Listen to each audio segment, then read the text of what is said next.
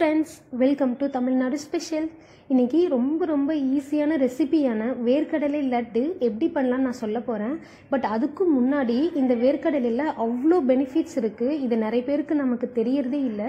அதனால இந்த வீடியோ ஃபுல்லாவே அதை பத்தின ஒரு அவேர்னஸ் கிரியேட் பண்ணலான்னு இருக்கேன். ஸோ வீடியோ வந்து ஸ்கிப் பண்ணாம ஃபுல்லா பாருங்க. வீடியோ எண்ட்ல உங்களுக்கு ஒரு நல்ல கிளாரிட்டி கிடைக்கும் நம்புறேன்.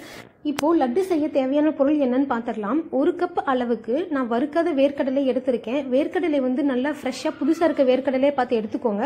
அப்பதான் உங்களுக்கு வந்து லட்டோட டேஸ்ட் வந்து இன்னும் ரொம்ப நல்லா இருக்கும். அப்புறம் இனிப்பு சுவைக்கு நான் அச்சு வெல்லம் எடுத்திருக்கேன். ஸோ 1 கப்புக்கு 1/4 கப் வீதம் எடுத்துக்கோங்க, கரெக்டா இருக்கும். இல்லை எனக்கு இன்னும் நிறைய இனிப்பு வேணும்னு நினைச்சீங்கன்னா இன்னும் கொஞ்சம் ஆட் பண்ணிக்கலாம். அப்புறம் வாசனைக்காக நான் 2 ஏலக்காய் எடுத்திருக்கேன். இதை வந்து எப்படி செய்யறதுன்னு பார்க்கலாம். வேர்க்கடலை இப்ப நம்ம நல்லா வறுத்துக்கலாம். அதுக்கு முன்னாடி நான் இந்த வேர்க்கடலையோட பயன்கள்ல சிலதை மட்டும் நான் குறிப்பிட விரும்புறேன். இப்ப பொதுவா பாத்தீங்கன்னா நம்மள பல பேர் பாதாம் பிஸ்தாவை தேடிதான் போறமே தவிர யாரும் வந்து வேர்க்கடலை சாப்பிட்றதே இல்ல. கேட்டா வந்துட்டு பாதாம்ல தான் நிறைய ஸ்ட்ரென்த் இருக்கு, முந்திரியில் நிறைய ஸ்ட்ரென்த் இருக்கு அப்படின்னு சொல்லிட்டு. ஆனா உண்மை என்னன்னா அந்த பாதாம் பிஸ்தா முந்திரியை விட வேர்க்கடலையில தான் நிறைய ஸ்ட்ரென்த் இருக்கு. அதனாலதான் இதை வந்து நம்ம ஏழைகளோட பாதாம் அப்படின்னு சொல்றோம். ஏன் அப்படி ஏழைகளின் பாதாம் சொல்றோம்னா, நீங்க பாதாம் வந்து 100 கிராம் பாத்தீங்கன்னா 200 to 300 ரூபாய் வரையும் விக்குது. அதுவே வேர்க்கடலை 1 கிலோவே 150 ரூபாய்க்குள்ள கிடைக்குது. அதனாலதான் இதை வந்துட்டு ஏழைகளின் பாதாம்னு சொல்றோம். சோ அப்படிப்பட்ட இந்த வேர்க்கடலையோட பயன்கள் வந்து நமக்கு தெரியாம நம்ம அதை வந்து இத்தனை நாள் மிஸ் பண்ணிருக்கோம் தான் சொல்லுவோம். அது மட்டும் இல்லாம இதுல கால்சியம், அப்புறம் அயன் கண்டென்ட், அப்புறம் கார்போஹைட்ரேட்ஸ், நார்ச்சத்து, புரோட்டீன்ஸ், விட்டமின்ஸ் எல்லாமே ரொம்ப அதிகமா இருக்கு.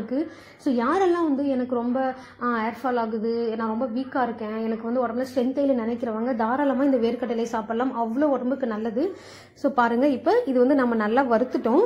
நல்லா காய வச்சுட்டு அதுக்கப்புறமா தோல் உரிச்சிட்டு இது வந்து நம்ம மிக்சி ஜாருக்கு மாத்திடலாம். நான் வந்து கூடவே 2 ஏலக்காய் எடுத்திருந்தேன் இல்லையா, அதுல வந்து அந்த தோலை மட்டும் எடுத்துட்டு உள்ள இருக்க அந்த கருப்பு விதையை மட்டும் எடுத்திருக்கேன்.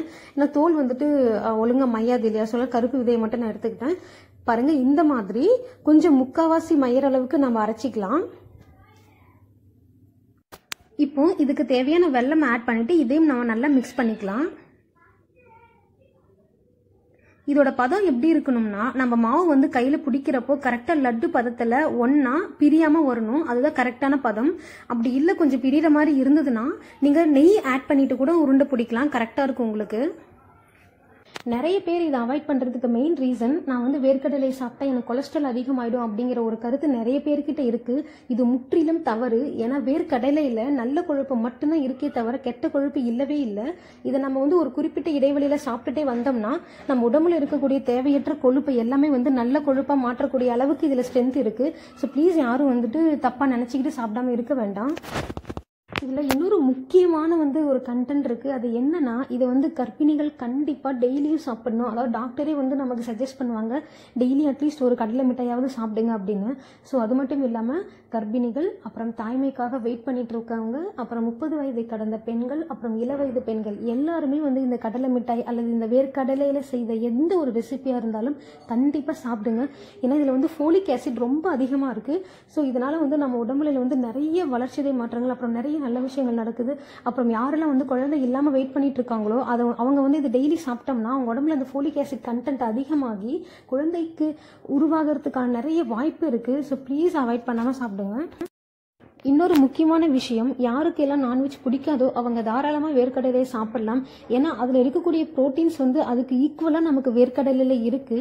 ஸோ ப்ளீஸ் நான் திரும்ப அதுதான் சொல்றேன், கண்டிப்பா ஸ்கிப் பண்ணாம சாப்பிடுங்க. பட் யாருக்கெல்லாம் வந்து வேர்க்கடலை அலர்ஜியா இருக்கோ அவங்க மட்டும் ஸ்கிப் பண்ணுங்க. பட் மற்றவங்க வந்து அட்லீஸ்ட் வீக்லி 3 times அது கன்சியூம் பண்ணுங்க. குழந்தைக்கு வந்து நம்ம இதை டெய்லியுமே கொடுக்கலாம். கண்டிப்பா இது அவ்வளோ ஹெல்த்தியான ஒரு ஸ்நாக்ஸ். கண்டிப்பா வீட்டில் ட்ரை பண்ணி பாருங்க. டேஸ்ட்டும் ரொம்ப சூப்பரா இருக்கும். ட்ரை பண்ணிட்டு எப்படி இருந்துச்சுன்னு கமெண்ட் பண்ணுங்க. மறக்காம சேனலை சப்ஸ்கிரைப் பண்ணுங்க. அடுத்த வீடியோல பார்க்கலாம். பாய்.